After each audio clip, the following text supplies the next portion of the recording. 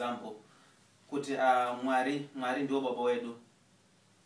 Kana tichiwana mata kana tichiwana mata kana tikakumbira zvatenda kumbira tikapiwa tikamutiza kana tikataregedza kunamata iye Mwari wacho anotitizawo tosara tiri matambudziko sezvakaita mukomana tauro mwanzi akapiwa zvakapiwa nababa wake kubva atiza kubva aendawo kunyika yakagara but akazoendwa akudzoka kuna baba wacho kuti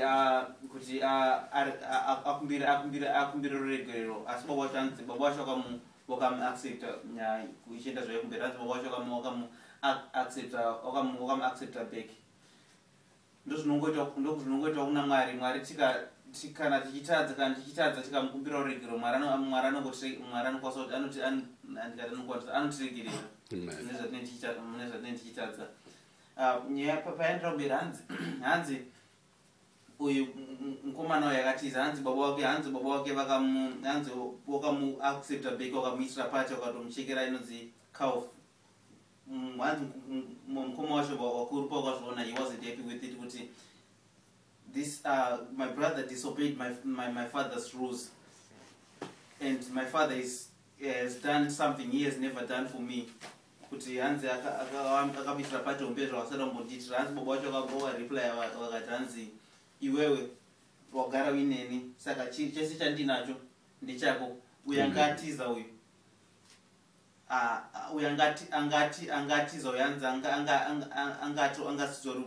angasiri mune zvakanaka saka I have to welcome him. I have to welcome him back. In the other words zvinonzi kana kuti tikaona kana munhu aitadza akava achipinda muchechi munomu 2 weeks otomona afamba nebenzi kana kuti zvakava achikomplena nazvo zvapera woti konai Mwari ndagariswa muno for like 2 years konai musingada undipindurawo like kana musingada undipa zvandiri kukumbira ngatingovangoiti isusu tagara like unenge wagara uri waMwari saka Mwari unenge wagara uri waMwari saka zvese zvinenge zvina Mwari ndezvako. Haleluya, amen. Ndingosire papapo nangovhura basa vanoparidza vachiparidza chizovhura basa nomugwedhi. Haleluya, amen.